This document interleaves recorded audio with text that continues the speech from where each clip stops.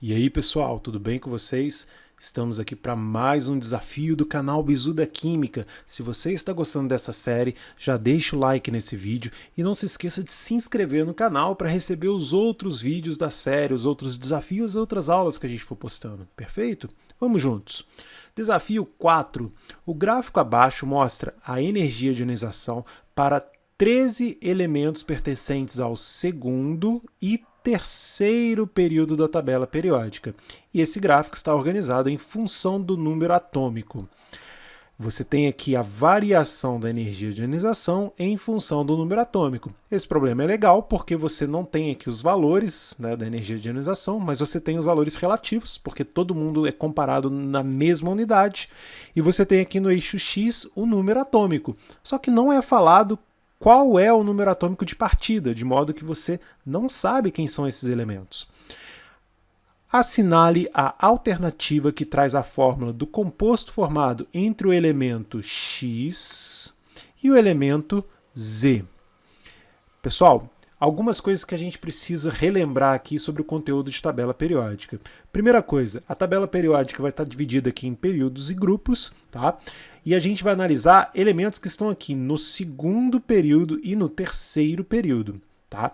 Uma coisa que a gente pode notar é, elementos que estão no mesmo período, eles têm o mesmo número de camadas eletrônicas. Então eu vou colocar aqui, olha, quem está no segundo período tem 2 camadas eletrônicas e quem está no terceiro período tem 3 camadas eletrônicas. Isso é importante para que a gente possa analisar como funciona a energia de ionização. Eu vou colocar aqui embaixo para você. A energia de ionização é a energia necessária para arrancar um elétron de um átomo neutro e converter esse átomo neutro em um cátion. Olha o exemplo que eu vou pegar aqui. Eu vou pegar um átomo A qualquer, fornecer energia para ele, e ele vai se tornar um cátion a mais, liberando um elétron. Perfeito? Esse processo é sempre um processo que ocorre com absorção de energia, é um processo endotérmico que precisa absorver energia. Tá? Aqui eu estou falando endotérmico na forma de calor, mas se a gente for expandir para as ideias de energia livre, é um processo endoérgico. Perfeito? Beleza. A energia de ionização está relacionada ao raio atômico. E aí, por isso, eu vou analisar o segundo período da tabela periódica para a gente pensar, que é os elementos do segundo período, vou voltar aqui para vocês, eles têm todos 2 camadas eletrônicas, mas à medida que eu vou caminhando para a direita aqui na nossa tabela periódica, da esquerda para a direita, eu vejo que não muda o número de camadas, mas muda a quantidade de prótons e de elétrons. Os elementos vão progressivamente tendo mais prótons e mais elétrons à medida que eu faço essa caminhada aqui. De modo que, vou apagar aqui, olha, esses elementos eles têm mais prótons e mais elétrons. De modo que, nesse ponto, nessa extremidade da tabela, nós temos maior atração próton-elétron. Próton, elétron, como está representado aqui. Isso tem como consequência os elementos nessa ponta aqui terem os menores raios. Tá? Então aqui, olha, vão estar os menores raios.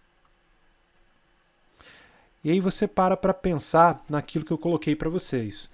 A energia de ionização, vamos lá embaixo, ela é a energia para você arrancar um elétron de um átomo. Se o átomo é muito grande e tem poucos prótons e poucos elétrons, eu vou pegar aqui exemplos extremos. Vou pegar aqui, olha, o lítio, que tem 3 prótons e 3 elétrons, e é do segundo período, e vou pegar o neônio, que tem 10 prótons e 10 elétrons. Tá? O lítio é um átomo grande, o neônio é um átomo pequeno comparado com o lítio. Só que o lítio tem menos prótons e menos elétrons, menor atração. Então, lógico que o lítio tem menor energia de ionização. E o neônio vai ter a maior energia de ionização do período dele. Isso aí a gente pode analisar pela configuração eletrônica do lítio. Vai ser 1s2, 2s1, ele tem apenas um elétron na segunda camada, e o neônio 1s2, 2s2, 2p6. Agora, quando a gente vai para o terceiro período, então isso daqui tudo refere ao segundo período, tá? Quando a gente vai para o terceiro período da tabela periódica, o primeiro elemento vai ser o sódio, de número atômico 11. E a configuração eletrônica do sódio ela é igual à do neônio, com um elétron a mais. Então ele é neônio 3s1, que significa que o sódio é 1s2, 2s2, 2p6, 3s1. O sódio ele é maior do que o lítio, tá certo? Ele é maior, né? O raio atômico aumenta do lítio para o sódio porque você tem mais camadas. E aí, no sódio, eu vou apagar aqui só para escrever, no sódio você tem maior raio, mas em compensação você tem menor energia de ionização. Por quê? Porque este elétron aqui ele está mais afastado do núcleo. Isso permite a gente fazer o raciocínio em cima daquele gráfico que foi apresentado para vocês. Olha, os elementos que são os menores do período, eles têm as maiores energias de ionização, porque os elétrons vão estar muito próximos de um núcleo com muitos prótons, tá? Então faz sentido pensar que o elemento Y, ele deve ser um gás nobre. E faz sentido também pensar que aqui você tem uma mudança de período. Tá? Esses elementos, então, eles vão estar no segundo período, essa informação está no enunciado, tá? Porque os elementos são do segundo e do terceiro período, e aqui estão os elementos do terceiro período. Pronto, facilitou agora o problema. X certamente é um halogênio, porque ele veio antes de um gás nobre. Halogênio, eles têm 7 elétrons na camada de valência, você pode fazer a configuração dele. O X aqui vai ter a configuração 1s2, 2s2, 2p, 5. Tá? Ele tem 7 elétrons na camada de valência. E o elemento Z, ele certamente vai ser o segundo elemento do terceiro período, que vai cair aí na família dos metais alcalinos terrosos. Perfeito? Então, olha, o elemento Z, tá, deve ter configuração no terceiro período 1s2, 2, vamos colocar na forma que a gente apresentou antes, ele deve ter configuração neônio 3s2, perfeito? Então, olha, a gente pode usar a fórmula de Lewis para fazer a fórmula do composto formado.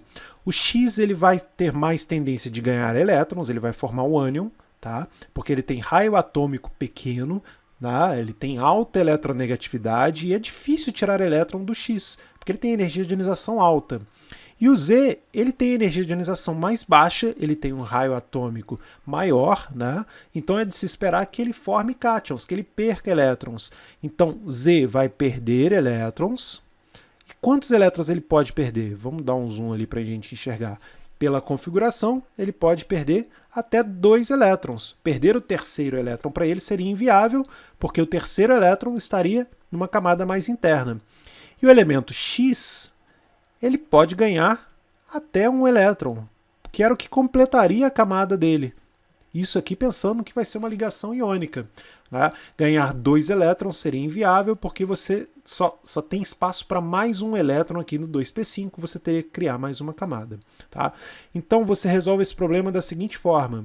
Tá? Na representação aqui pelas fórmulas de Lewis, o Z doa 1 elétron para esse X, você vai precisar colocar mais um X para ganhar mais um elétron, vamos colocar aqui embaixo, e pronto, você vai ter na proporção 1Z para cada 2x. Tá? Na fórmula vai ser, vou colocar aqui no finalzinho, Z vai virar um cátion 2+, e X vai virar um cátion 1-, então vai ser ZX2. Essa daqui é a nossa fórmula, sem as cargas ali, ZX2.